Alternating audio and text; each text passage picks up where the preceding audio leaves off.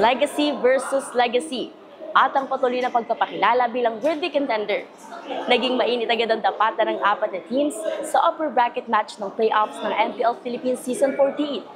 Aabante na sa upper bracket finals ang Falcons AP Bren at Fanatic Onyx Philippines, habang magtatapat naman sa lower bracket ang Blacklist International at Aurora. Unti-unti nang nalalapit ang Falcons AP Bren sa panibagong MPL Philippines title at M-Series ticket, matapos masecure ang panalo sa upper bracket semifinals kontra Blacklist International kagabi. Scoreless ang F-Cup sa pagbubukas ng laro matapos ang explosive 16-0 opening victory ng Codebreakers. Bagamat naging back and forth ang laro ng team sa best of 5 series, nasecure pa rin ang F-Cup ang 3-2 victory matapos ang impressive Game 5 performance ni Michael Kyle Tizzy Saison using his Suyu at Angelo Few Arcangel with his Shushin. Hinirang bilang match MVP si Kyle Tizzy, delivering 10 kills, 0 deaths, and 4 assists. Ano po sigurong ibubuga. May kailangan lang po kaming ayusin na mga errors na tsaka yung disiplina po namin nawawala minsan, kaya kailangan po namin ibalik yun. Dahil lang talaga kami ng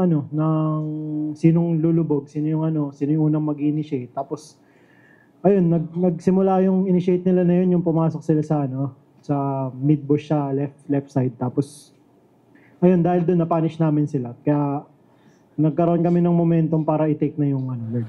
Samantala, pagdating sa match 2, pinatunayan ng Fanatic Onyx Philippines kung bakit ito ang kanilang maituturing na best series matapos masweep ang Aurora with 3-0 victory. Pinangunahan ni Boris Brusco Paro ang All-Star squad with his Tigreal 7 kills, 4 deaths, and 7 assists. I think it's probably the best series we've had full season long.